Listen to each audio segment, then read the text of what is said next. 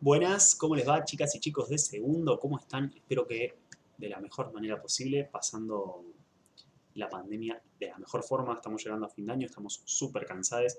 Vamos a ponerle un poquito más de ganas y vaya si tenemos un tema para ponerle ganas y engancharnos, porque vamos a hablar de el tercer capítulo de nuestra historia de la conquista de América.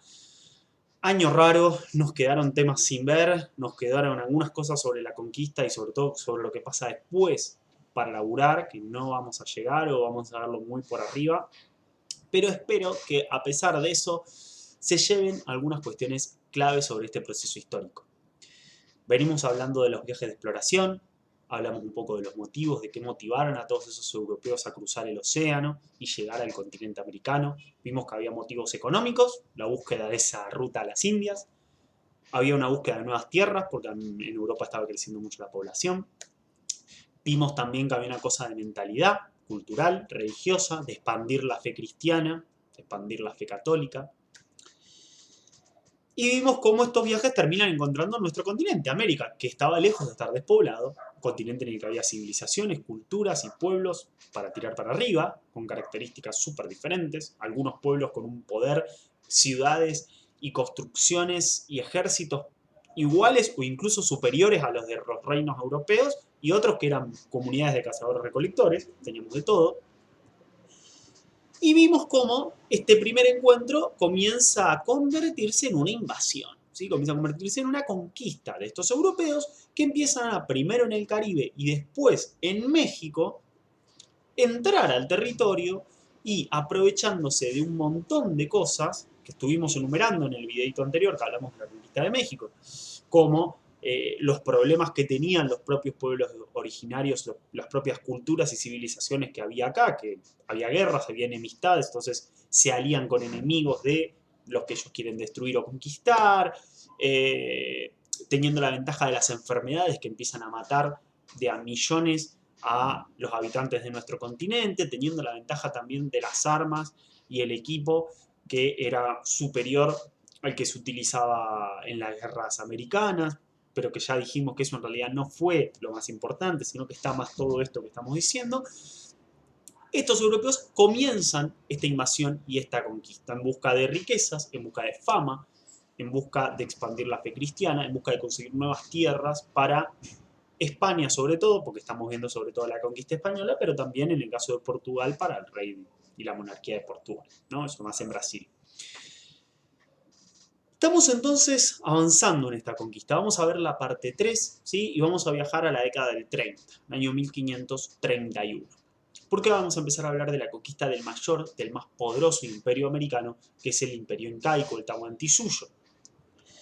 En el año 1531 ya los españoles no están de paso en América, no son un grupito de aventureros que llegó, ¿sí? Ya el Caribe es un dominio español, día a día, mes a mes, año a año, siguen llegando barcos desde Europa con aventureros, con hombres y mujeres que vienen a probar suerte, a vivir este nuevo continente del que cada vez llegan más historias a Europa, de que hay riquezas, de que hay oro, de que hay tesoros, mucho más todavía después de lo que ocurrió, recordarán ustedes, en los 20 con la conquista de México y de Tenochtitlán por parte de las fuerzas de Hernán Cortés. Cuando eso ocurre, cuando se conquista el gran dominio azteca, ya directamente las noticias que llegan a Europa hacen que, si todavía no se tomaba en serio la conquista de estas nuevas tierras, eso cambie totalmente. ¿Sí? El rey de España, que va a ser tras la muerte de los que fueron un poco los que iniciaron toda esta expansión, que fueron Fernando e Isabel. Carlos I pone todas las fichas, ¿sí?, en la conquista americana, las expediciones son cada vez mayores, los habitantes europeos, los aventureros, como les decía, que vienen al continente, son cada vez más, y en todo lo que es el Caribe y América Central, la expansión y el dominio de los europeos se hace fuerte y avanza cada vez más. México está convertido en el virreinato de Nueva España, los españoles gobiernan. ¿Qué pasó? Ustedes dirán, ¿qué pasó con estos pueblos que se habían aliado con los españoles, que los quisieron usar, como los tlaxcaltecas que decían, nosotros estamos usando a los españoles? Bueno, básicamente lo que hicieron los españoles fue, algunos mantuvieron la alianza un tiempo, pero con otros los van atacando uno por uno, ¿sí? Agarran y una vez que conquistaron México, se vuelven contra sus antiguos aliados y los van destruyendo en solitario. Digamos que se aprovechan de la desunión que había y la enemistad que había entre los pueblos de México, que ya vimos eso en la conquista de México, para ir derrotándolos uno a uno, y lo que termina ocurriendo finalmente, a medida aparte de que llegan más y más y más y más guerreros o soldados españoles, es que toda la zona está dominada por los europeos. Y los pueblos indígenas, y lo vamos a ver si podemos un poquito al final del año, en lo último que nos quede, para ver qué pasa con América luego de la conquista, empiezan a quedar cada vez más sometidos, esclavizados, dominados, ¿sí?, por estos europeos que pasan a controlar toda la zona de México, que dijimos se va a convertir en lo que será el virreinato de Nueva España. Pero para el 1531, decíamos, las expediciones están bajando hacia el sur, porque siguen encontrando nuevos territorios americanos, siguen encontrando pueblos y culturas nuevos, y sobre todo empiezan nuevamente a escuchar rumores de otro gran imperio, como los escucharon en su momento de los aztecas. Este gran imperio es el imperio de los incas. Así que buscando más riquezas, más oro, más plata, más fama, más territorios, nuevas expediciones se organizan, muchas con veteranos que habían participado en México, otras con nuevos aventureros que acaban de llegar, para explorar el sur de nuestro continente en busca de este gran imperio mítico del que se habla de inmenso poder, para ver si se puede justamente con este imperio hacer lo mismo que hicieron los españoles con el de los aztecas. La mayoría de estas expediciones salen de Panamá, y varias de estas expediciones están comandadas por uno de estos conquistadores, que es Francisco Pizarro. Es un hombre de una clase social bastante baja, que arma, como ya dijimos, estas compañías de aventureros, ponen cada uno su dinero, la arman, la organizan, y empieza desde Panamá a explorar lo que sería América del Sur, buscando encontrarse con el Imperio Inca. Efectivamente, llega al Imperio Inca. Pizarro, en estas expediciones anteriores, llega al norte del Imperio Inca, empieza a encontrar algunos poblados, empieza a encontrar algunas personas, con traductores que captura y va haciéndose. Acuérdense que es muy difícil comunicarse, pues son nuevos idiomas para los dos pueblos. Comienza a entender un poco y a informarse de qué es lo que está pasando acá. Y finalmente, en 1531, volvemos a la fecha inicial, se organiza la expedición, después de todas estas otras, que va a ser la que termine conquistando el Tahuantinsuyo, el imperio incaico. Pizarro parte de Panamá, lleva 180 hombres, lleva 30 caballos, lleva 4 artilleros, es decir, va con 4 piezas de cañones muy pequeños. Lleva también auxiliares esclavos, auxiliares indígenas, que los ayudan en la marcha del ejército, de la tropa, y viene en busca de la capital de este imperio a ver qué se encuentra y a ver qué puede hacer. Porque a diferencia de Cortés, en este caso, y esto es muy interesante, Pizarro va preparado. Cortés, recuerdan ustedes que tuvo que improvisar, se encontró con un imperio enorme, se encontró con una cultura nueva, en el Caribe no había nada de eso, eran cazadores, recolectores, aldeanos, los pueblos de repente se encontraron con ciudades gigantes, se encontraron... Bueno, en el caso de Pizarro ya sabe o tiene una idea de con qué se puede encontrar, leyó las cartas que escribió Cortés, Pizarro, y por lo tanto tiene un plan. El plan de Pizarro básicamente es hacer lo mismo que hizo Cortés en México. Él dice, bueno, si armamos una tropa, encontramos a este imperio y nos aprovechamos de lo mismo que se aprovechó Cortés, que es de que no saben quiénes somos y no saben qué estamos haciendo acá, para atacarlos por sorpresa y tomar la capital, capturando a su jefe, a su emperador, a su gobernante. Ya está, va a ser como en México, vamos a dar un golpe de mano y vamos a básicamente tomar el imperio. Fíjense qué loco, como la historia le sirve a Pizarro para planear lo que va a hacer en Perú, ¿sí? Él agarra, lee lo que pasó en México y dice, acá vamos a tratar de hacer lo mismo para ganar. Ahí ya tenemos algo clave. Los españoles tienen una ventaja clave ahí. Saben, van con más información, es decir, saben qué se van a encontrar, o suponen mejor que se van a encontrar, saben qué hacer, mientras que en el caso de los incas, como no tienen noticias, porque no hay comunicación entre los Andes y la zona de Mesoamérica, no tienen ningún tipo de noticia de lo que pasó en México, no lo saben, no saben quién es esta gente y no saben nada de lo que pasó ni de cómo se maneja. Volvamos. ¿Qué estaba pasando en el Imperio Inca? Bueno, el Imperio Inca era una de las civilizaciones más poderosas de América. Muchos historiadores creen que la más poderosa para la época. Ejército inmenso, una economía espectacular, ciudades enormes, organización extraordinaria, pero estaba pasando por uno de sus peores momentos. ¿Por qué? Porque dijimos que con los españoles habían llegado nuevas enfermedades, y esas nuevas enfermedades vinieron antes que ellos al sur. Antes de que estas expediciones bajaran, llegaron las enfermedades. La viruela, una de estas enfermedades, que ya en México había causado desastres, mata al Inca, al emperador, justamente. Y sus hijos, Huáscar y Atahualpa, inician una guerra civil para ver quién se va a convertir en el nuevo Inca, en el nuevo emperador. Esta guerra civil lleva varios años, un conflicto durísimo, muchísimos muertos, hasta que finalmente Atahualpa se convierte en Inca. Para 1531, cuando la expedición de Pizarro empieza a entrar en el imperio, el emperador ya es Atahualpa, pero el imperio, aunque terminó la guerra civil, está en un momento muy duro, ¿sí? El ejército está bastante golpeado, la economía está medio para atrás porque tuvo toda esa guerra, viene justo de una guerra, digamos, las cosas no están en su mejor momento, ¿bien? Hay mucha gente, y vamos a ver esto y es muy importante, hay muchos incas, mucha gente poderosa dentro del imperio, muchos nobles incas que está todo mal con Atahualpa porque apoyaron al otro, al hermano. En todo el medio de todo este quilombo, de este caos, llega Pizarro. Vieron siempre cómo es increíble cómo en todo lo que fue la conquista la historia les terminó viniendo bien en todos estos a los españoles, porque por suerte cayeron justo en este momento, ¿no?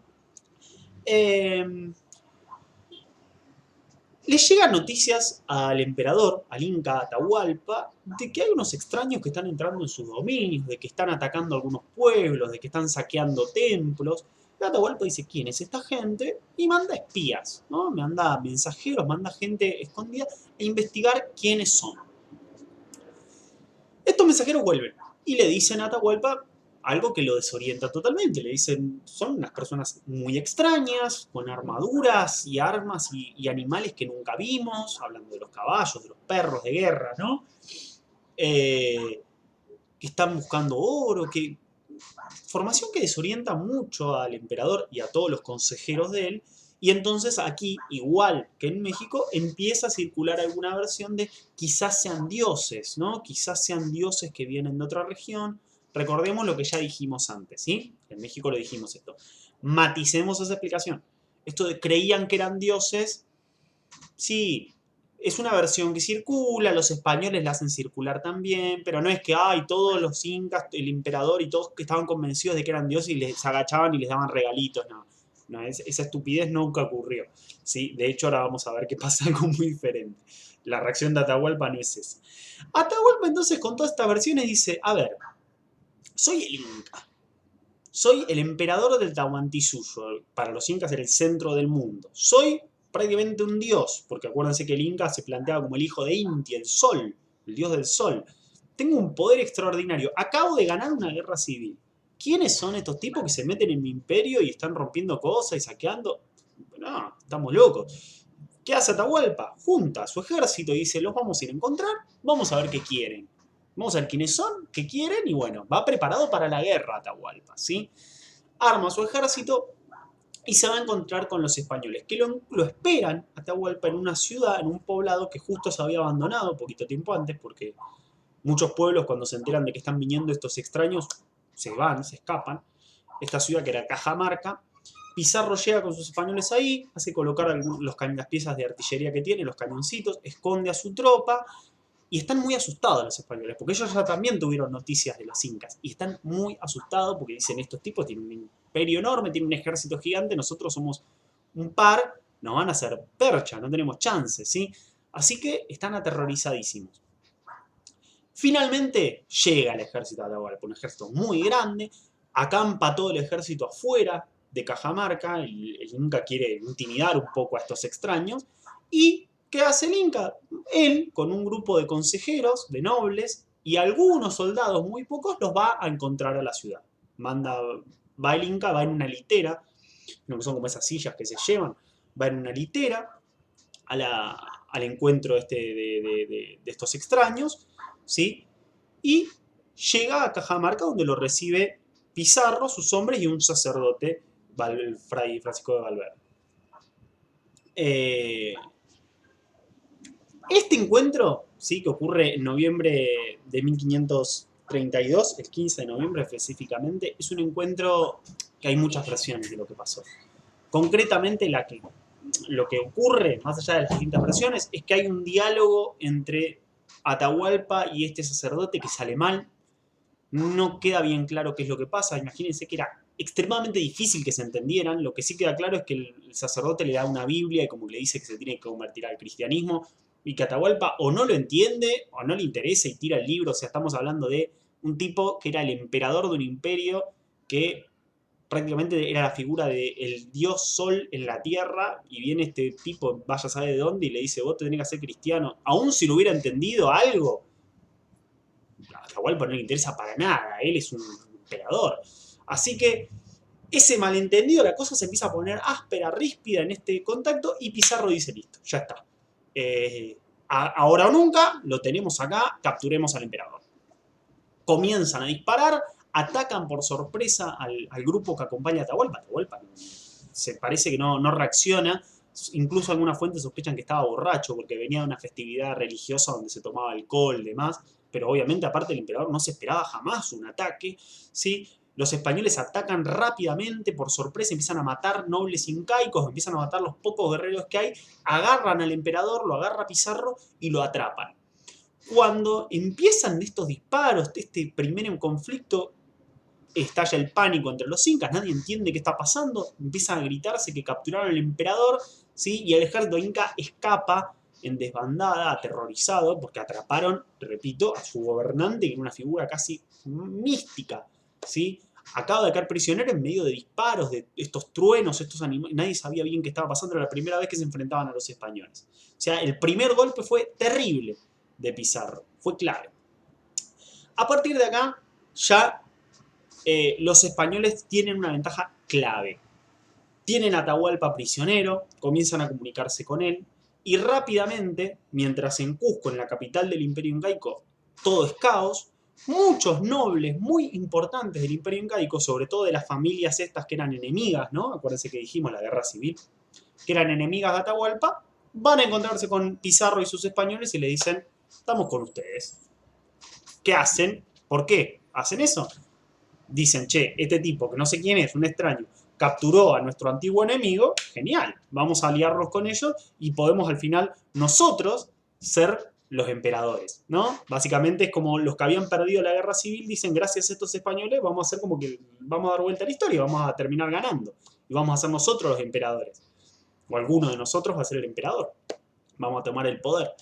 Así que esta nobleza incaica, estos curacas, rivales de Atahualpa, empiezan a aliarse con los españoles. Le empiezan a mandar tropas, le empiezan a mandar guerreros, y a esto se suma que en medio de todo este quilombo que estalla, un montón de pueblos empiezan a rebelar. Porque dicen, che, ¿cómo capturaron al Inca, al emperador? Esta gente que, acuérdense, los incas eran un imperio, tenía conquistados pueblos. Estos pueblos que estaban conquistados dicen, che, pará, estalló un quilombo bárbaro, rebelémonos, aprovechémonos. Se rebelan, y ¿qué hacen nuevamente estos jefes y estos pueblos que se rebelan? Se alían nuevamente con los españoles para derrotar a los incas, ¿no? ¿Qué termina pasando? Que el ejército conquistador de Pizarro, una vez más, como en México, son un grupo pequeño de hombres, vienen unos refuerzos de unos 120 hombres más, 80 caballos más, pero igual siguen siendo pocos, pero tienen un ejército gigante de miles y miles de guerreros indígenas, ¿sí? De estos nobles aliados y de estos pueblos enemigos de los incas que se empiezan a sumar por distintos motivos al ejército de los conquistadores. ¿Cuál es el plan de Pizarro? Marchar a Cusco, llegar a la ciudad y tomarla. En el medio, Atahualpa es ejecutado por los españoles. ¿Qué hacen los españoles? Piden un rescate a los consejeros y a los nobles y a la familia del Inca, del emperador, que estaban en Cusco. Un rescate absurdo. Estas familias desde Cusco mandan el tesoro, mandan un tesoro gigante de oro y plata, inimaginable, que se supone o se estima que es mucho más ese tesoro solo de todo lo que se había sacado de la conquista de México hasta el momento. Una cantidad de oro y plata asquerosa le mandan. Y Pizarro así todo, porque sospecha que no lo puede dejar Atahualpa vivo, porque Atahualpa se está tratando de escapar en cualquier momento y organizar un poco la resistencia, lo liquida, igual, habiendo cobrado tesoro, prácticamente una traición a lo que había prometido. Y Luego de haberlo ejecutado, torturado de una manera terrible, él y todo este ejército aliado indígena marcha hacia Cusco. En el camino hacia Cusco hay algunas batallas más, porque un general incaico, a pesar de que el imperio está en caos y que ya dijimos, muchos nobles se alían con los españoles, un general incaico dice, no, estos invasores no los vamos a tolerar en nuestra tierra, no los vamos a dejar entrar a Cusco. Este general es Quisquis, Quisquis significa la langosta, le decían así porque era un general que estaba especializado en atacar y irse, como un bicho, ¿no? Iba, picaba y se iba, picaba y se iba. Y Quisquis organiza un ejército improvisado incaico y en los caminos de la montaña que va pasando Pizarro y todo este ejército conquistador los ataca una y otra vez.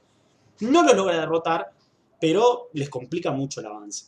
A pesar de esto, el ejército de los conquistadores llega a Cusco, entra en la ciudad, no tiene que combatir, la ciudad se le da, porque repito, acuérdense, viene con un montón de nobles, viene con una parte re importante de los incas que los están apoyando. Y en 1533, entonces, en noviembre, la ciudad de Cusco es ocupada por los españoles y todos estos aliados de ellos. ¿Qué hacen los españoles? Dicen, sí, como les dijimos, la alianza que hicimos el trato, uno de ustedes, uno de estos nobles incas va a ser el próximo emperador. Y lo nombran a Manco Inca como nuevo emperador. Bien, que era uno de estos nobles que los había apoyado. ¿Cuál era el plan de Pizarro? El plan de Pizarro básicamente era, sigamos haciendo de cuenta que nosotros queremos que que estamos como aliados a ellos, esperemos que vengan más refuerzos de españoles y terminemos controlando todo el imperio. Y usemos a este Manco Inca, este emperador que nombramos, como un títere nuestro. O sea, eso es lo que empieza a planear Pizarro. Total, ya estamos en la ciudad, ya lo ocupamos. Bien, empiezan a pasar las semanas, Manco Inca se empieza a dar cuenta de esto, de que los están usando, de que acá la cosa no va, de que su pueblo está siendo maltratado, de que estos españoles no se están aliando con ellos, sino que es todo un plan para dominarlos. Y como pequeño final de esta historia, les dejo entonces que Manco Inca escapa, organiza un ejército, y no solo organiza un ejército, sino que inicia una historia de resistencia contra el dominio de los españoles, que se va a hacer desde una fortaleza y una provincia que estaba en las montañas, que se llamaba Vilcabamba, que va a durar hasta el 72. Prácticamente estamos hablando de 40 años más de lucha incaica contra el dominio de los españoles, ¿sí? Para que recordemos entonces y tengamos teniendo presente esta idea del mito de la conquista fácil. Más allá de que es verdad, los españoles con este golpe que hacen, toman Cusco y ya se hacen con el centro de Perú, los incas siguen resistiendo y siguen peleando durante 40 años más. Incluso se llega a sitiar la ciudad de Cusco y los españoles están a punto de rendirse en estos primeros días de la conquista. Así que ahí termina la historia de la conquista de Cusco. Verán que es una historia apasionante, con muchísimas cosas para analizar, para ver, para pensar. Quedó mucho más en el tintero, pero traté de hacer una versión resumida. Quedan también muchas cosas para reflexionar sobre la conquista en general, el porqué de la victoria española y demás. Así que los dejo con esas reflexiones. Vamos a seguir hablando de esto en el resto de las semanas y en el trabajo que ustedes tienen que hacer. Y espero que les haya gustado esta historia. Hay mucha información para seguir buscando si quieren saber más de esto. Los saludo y nos vemos, chicas y chicos. Hasta pronto.